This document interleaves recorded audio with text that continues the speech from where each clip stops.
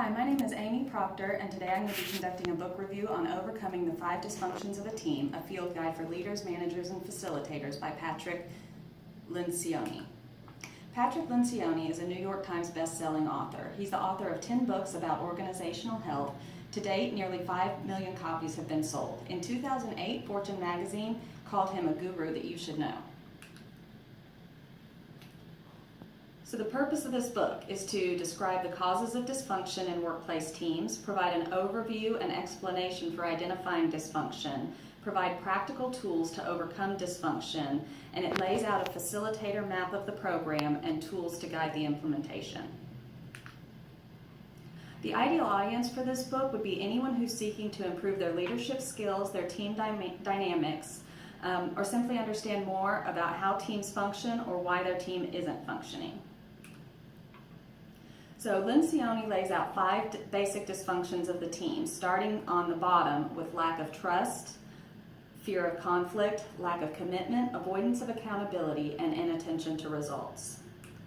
So lack of trust says that fear of vulnerability prevents team members from building trust. So in essence, if team members are afraid of being thrown under the bus by each other, it makes it really hard to move forward with common goals. Fear of conflict. In an attempt to keep the peace, the team fails to engage in productive dialogue.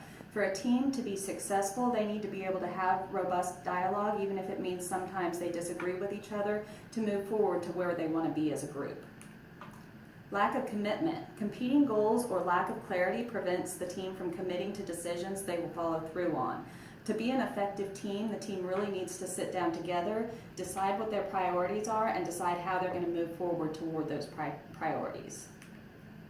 Avoidance of accountability. Self-preservation prevents team members from holding each other accountable. So without the trust and the ability to have some conflict, once you've got the same goals moving forward together, then it's easier for members of that team to call each other out if they aren't adhering to the standards of the group. Inattention to results. When team members are focused on individual success, it competes with achieving collective team goals. So if people are more driven along their own career path or along their own goal, then that's going to compete for what the team has decided is important. What were the strengths of this book? First off, it was short and easy to read. The author even says in the introduction that he did that on purpose. He knows that managers and leaders are busy and they needed something short and to the point and practical. So it was practical. Each chapter on a particular dysfunction starts with theories and explanation of what that dysfunction is. Then it goes into specific exercises you can do regarding that dysfunction. For example, in the team building, in the trust section, they talked about the Myers-Briggs personality profiling and how that's a good way to build trust among the team. And then he also provides real-world examples of where he's seeing each dysfunction in a workplace. And then at the end of the book, he provides a full implementation guide and tools to implement the program with your team. Shortcomings.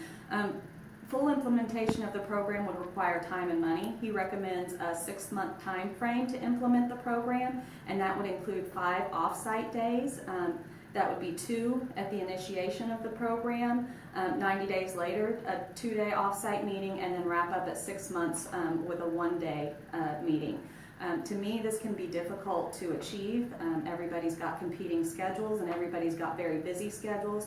We actually implemented a program similar to this in my workplace, and the regional and the upper management really didn't have that much trouble getting the time to go do this, but then when we started talking about really bringing it down to our clinic level managers that are more at the forefront of patient care, we really had a hard time figuring out how to get them all out of their clinics at the same time to be able to make this actually happen.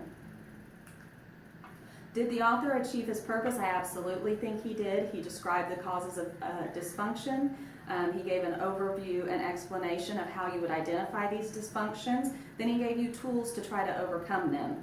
The facilitator map lays out exactly how you can implement this in your own workplace, and it gives you a little bit, at least some flexibility too, to tailor it to where you're working.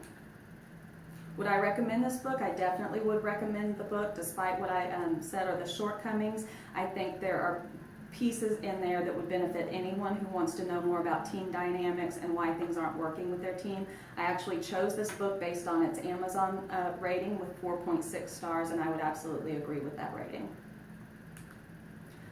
Thank you guys for your time. I appreciate it, and that was my book review of Overcoming the Five Dysfunctions of a Team.